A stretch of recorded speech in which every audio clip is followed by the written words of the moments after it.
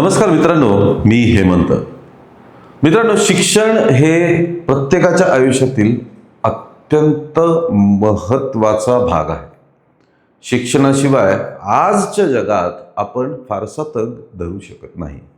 शिक्षण हे फक्त नोकरी आणि करिअरसाठीच आवश्यक असतं असं नाही, तर शिक्षण हे प्रत्येकाच्या सर्वांगीण विकासासाठी सुद्धा आवश्यक असतं.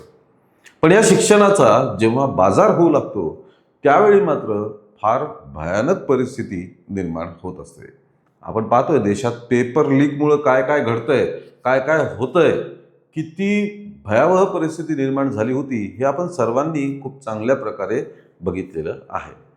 पण आज ज्या गोष्टीबद्दल आपण बोलणार आहोत ती गोष्ट या पेपर लीक पेक्षाही भयानक आहे. कारण या प्रक्रियेत पेपर आणि परीक्षाच नाहीये, तर हा घोटाळा किती मोठा असेल, हे प्रकरण किती मोठं असेल हे तुम्हाला पूर्ण व्हिडिओ बघितल्यानंतर नक्कीच कळणार आहे.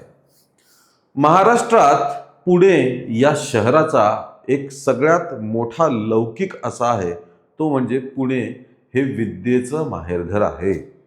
पुणे हे शिक्षणासाठी राज्यात नाही, देशात नाही, तर जगभरात प्रसिद्ध आहे. पुण्यात वेगवेगळी विद्यापीठं आहेत आणि त्यातच एक विद्यापीठ म्हणजे सावित्रीबाई फुले पुणे विद्यापीठ. या विद्यापीठाचा लौकिक हा मागच्या काही वर्षांमध्ये जगभरात पसरलेला होता. पुण्यात सावित्रीबाई फुले पुणे विद्यापीठ आणि इतर विद्यापीठांमध्ये सुद्धा शिकण्यासाठी फक्त राज्यातले किंवा इतर राज्यातलेच नाहीत, तर बाहेरच्या देशामधनं सुद्धा विद्यार्थी येत असतात. पण आज जो खळबळजनक प्रकार उघडकीस आलेला आहे त्याच्याने फक्त विद्यापीठाचीच नाही तर अख्ख्या राज्याची सुद्धा मान शर्मेने खाली जाते. मित्रांनो, 3 लाख रुपये द्या आणि डिग्री घेऊन जा.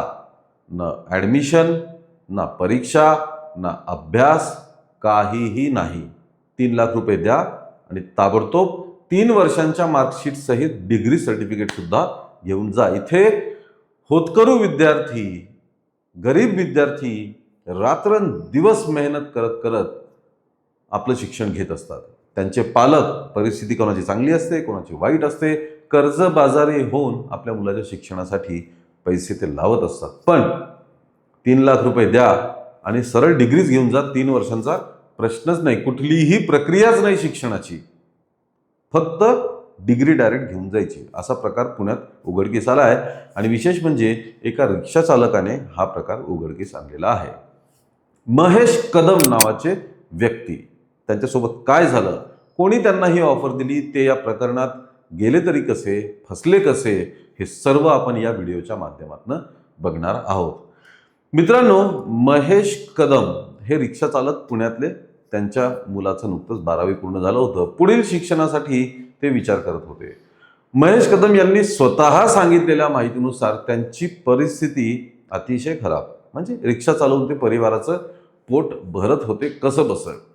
परिस्थिती अतिशय खराब असल्यामुळे आता आपल्या तरुण मुलाने सुद्धा काम करत करत शिक्षण घ्यावं अशी महेश कदम यांची इच्छा होती. तशी त्यांनी मुलाला बोलून सुद्धा दाखवली की आता तू फक्त शिक्षण न घेता काम करत करत शिक्षण घे. महेश कदम यांच्याच ओळखीच्या किंवा त्यांच्या एका मित्राने त्यांना ही माहिती दिली की तू पुणे विद्यापीठात जा, तिथे या व्यक्तीला भेट आणि त्या व्यक्तीला भेटल्यानंतर ती व्यक्ती तुला मदत करेल याच्या शिक्षणासाठी. त्यांच्या मुलाचं नाव साहिल महेश कदम. साहिलच्या शिक्षणासाठी तू तिथे जाऊन बोल, काही कमवा आणि शिका योजना असेल, कुठल्या काही योजनेअंतर्गत त्याला शिक्षण देता येईल आणि त्याला कामही करता येईल. असं ठरल्याप्रमाणे महेश कदम हे पुणे विद्यापीठात गेले आणि तिथे जाऊन ते रमेश मुखेकर नावाच्या एका व्यक्तीला भेटले. त्यांनी परिस्थिती सांगितली की माझ्या मुलाला आता डिग्रीचं शिक्षण घ्यायचं आहे, पण आमची परिस्थिती तेवढी चांगली नसल्यामुळे तो काम करत करत हे शिक्षण घेणार आहे. महेश कदम यांनी केलेल्या आरोपानुसार मग रमेश मुखेकर त्यांना बाहेर घेऊन गेले. बाहेर घेऊन त्यांना सांगितलं की तुमची परिस्थिती चांगली नाहीये, तर तुम्ही तुमच्या मुलाला म्हणजे साहिलला फक्त कामच करू द्या, त्याला काय ॲडमिशन वगैरे देऊ नका. मी तुम्हाला डायरेक्ट डिग्रीच देऊन टाकतो 3ही वर्षांची, जे 3ही वर्षांच्या मार्कशीट प्लस डिग्री सर्टिफिकेट हे तुम्हाला डायरेक्ट मिळून जाईल. त्यासाठी काही ॲडमिशन घेण्याची गरज नाही, अभ्यास करण्याची गरज नाही, कुठल्याही परीक्षा देण्याची काही गरज नाही, कुठल्याही फॉर्मॅलिटीजची कुठलीही आवश्यकता नाही. थेट डिग्री आणि तेही तुम्हाला लवकरात लवकर मिळून जाईल. महेश कदम हे सुरुवातीला त्यांना थोडं आश्चर्य वाटलं, पण नंतर म्हणाले की ठीक आहे, असं होणार असेल तर ठीक आहे, मग तो फुल टाइम काम करेल, आमच्याही फॅमिलीला हातभार लागेल, पण त्या बदल्यात मला काय द्यावं लागेल तुम्ही जर एवढी मोठी मदत करताय तर. रमेश मुखेकर यांनी तात्काळ त्यांना सांगितलं की तुम्हाला 3 लाख रुपये द्यावे लागतील. 3 लाखात तुम्हाला 3ही वर्षांच्या मार्कशीट, डिग्री सर्टिफिकेट हे सगळं मिळून जाईल. महेश कदम यांना सुरुवातीला थोडं आश्चर्य वाटलं, कारण ते रिक्षा चालक माणूस, त्याची परिस्थिती 3-3 लाख रुपये देण्याची नाहीच मुळात. त्यामुळे मग त्यांनी सांगितलं की माझी परिस्थिती नाही आहे, मी काय एवढा पैसा तुम्हाला देऊ शकणार नाही. तेव्हा मग नेगोशिएशन सुरू झालं. नेगोशिएट करून 1.5 लाखांवरती हा व्यवहार ठरला. महेश कदम सुद्धा 1.5 लाख द्यायला तयार झाले आणि पहिले 50,000 रुपये त्यांनी तातडीने दिले. रमेश मुखेकर म्हणाले की 1.5 लाखात आपला व्यवहार ठरलेला आहे, तर त्याची 50% रक्कम तुम्हाला ऍडव्हान्स द्यावी लागेल. पण त्यावेळी महेश कदम यांनी 50,000 रुपये त्यांना तात्काळ दिले, ऑनलाईन ट्रान्सफर केलं, ज्याचा स्क्रीनशॉट महेश कदम यांनी दाखवलेला आहे. 50,000 दिल्यानंतर पुन्हा 2-4-8 दिवसांनी महेश कदम यांनी 20,000 रुपये अजून उसने वगैरे घेऊन ते सुद्धा मुखेकरांना दिले आणि ते वाट बघू लागले. काही दिवसांनी आश्चर्यकारकरित्या रमेश मुखेकर यांनी व्हॉट्सॲपवर त्यांना फर्स्ट इयर आणि सेकंड इयरच्या त्यांच्या मुलाच्या मार्कशीट पाठवून दिल्या. मार्कशीट पाठवल्या तेव्हा ते म्हणले की आम्हाला ओरिजिनल द्या. तेव्हा ते म्हणाले की सुरुवातीला तुम्हाला सगळं काही डिजिटल स्वरूपातच मिळेल, व्हॉट्सॲपवरच मिळेल. ते झाल्यानंतर जेव्हा तुमचं सगळे कागदपत्र रेडी होतील तेव्हा तुम्हाला विद्यापीठाकडे एक अर्ज करावा लागेल. अर्ज तो तुम्ही माझ्याकडे द्या. माझ्याकडे दिल्यानंतर मी तो अर्ज प्रोसेस करून, महेश कदम यांच्या सांगण्यानुसार त्यांनी असा अर्ज करायला सांगितला की तुम्ही माझे कागदपत्र हरवले आहेत असा अर्ज द्या आणि मला दुसरी प्रत देण्यात यावी असा अर्ज द्या, मग मी तुम्हाला डॉक्युमेंट्स देईल. पण त्या अगोदर तुम्हाला उर्वरित सर्व पैसे सुद्धा द्यावे लागतील. फर्स्ट इयर आणि सेकंड इयरच्या मार्कशीट महेश कदम यांच्याकडे व्हॉट्सॲपवर आलेल्या होत्या. त्यानंतर 10-15 दिवसांनी त्यांनी मुखेकर यांना परत संपर्क केला आणि विचारलं कागदपत्रांचं. तेव्हा रमेश मुखेकर यांनी त्यांना साहिलचं डिग्री सर्टिफिकेट हे व्हॉट्सॲपवर पाठवून दिलं. तेव्हा महेश कदम यांनी त्यांना विचारलं की तुम्ही एकटेच हे सगळे करताय का दुसरे पण कोणी आहे? ते म्हणले की सगळी पूर्ण सिस्टम इन्व्हॉल्व आहे याच्यामध्ये, मी काही एकटा नाही आहे, सगळी सिस्टम यामध्ये इन्व्हॉल्व आहे, त्यामुळे तुम्ही पैसे मला ताबडतोब पाठवून द्या, कारण इतरांचे पण पैसे द्यायचे. महेश कदम यांनी ते डिग्री सर्टिफिकेट ओपन करून बघितलं, त्याच्यावरती खरंच साहिल महेश कदमचं ते डिग्री सर्टिफिकेट होतं B.Com. पण त्यावरती विद्यापीठाचा उल्लेख हा पुणे विद्यापीठ असं केलेला होता. महेश कदम यांनी तातडीने मुखेकरांना संपर्क केला आणि त्यांना सांगितलं की विद्यापीठाचं नाव तर सावित्रीबाई फुले पुणे विद्यापीठ असं आहे, तुम्ही सर्टिफिकेट दिले ते पुणे विद्यापीठाचं आहे, हे तर 2014 सालीच नामांतर याचं झालेलं आहे, मग हे असं चुकीचं सर्टिफिकेट तुम्ही कसं काय दिलं?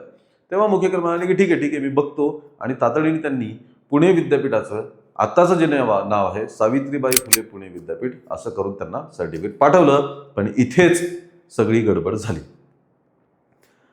महेश कदम यांना संशय आला की हे काहीतरी फ्रॉडचा प्रकार दिसत आहे. आश्चर्यकारकरित्या त्यांना आधीच कळलं नाही की ही जी ऑफर दिली होती तीच मुळात फ्रॉडची होती. कुठलंही ॲडमिशन वगैरे न घेता वाडिया कॉलेजमध्ये ॲडमिशन आहे असं दाखवून त्यांच्या मार्कशीट तयार करण्यात आलेल्या होत्या. पण मग महेश कदम यांनी त्यांना सांगितलं की मला काही हे काम करायचं नाही आहे, मला यात शिरायचं नाही आहे, तुम्ही दिलेले पैसे परत करून टाका आणि हे सगळं कॅन्सल करून टाका.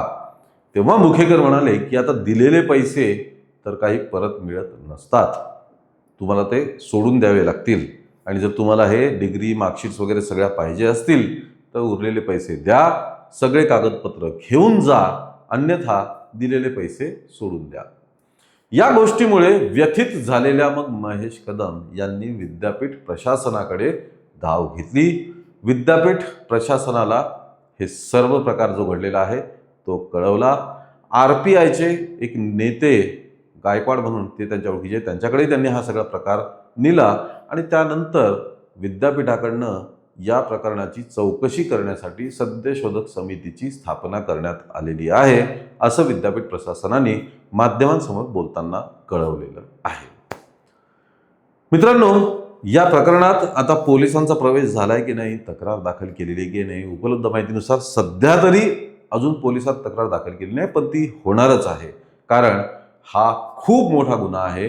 पेपर लीकवरनं जे काही वादळ देशात पेटलेला आहे, हा प्रकार सुद्धा त्याच तोलाचा आहे. याला सुद्धा तितकंच महत्त्व आहे.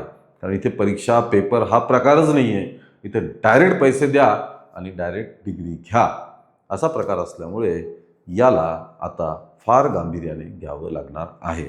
मित्रांनो, या सर्व प्रकारावर तुमचं काय मत आहे हे नक्कीच कमेंटमध्ये कळवा. या व्हिडिओला लाईक आणि शेअर करा आणि आमच्या चॅनलला ताबडतोब सबस्क्राईब करा. धन्यवाद.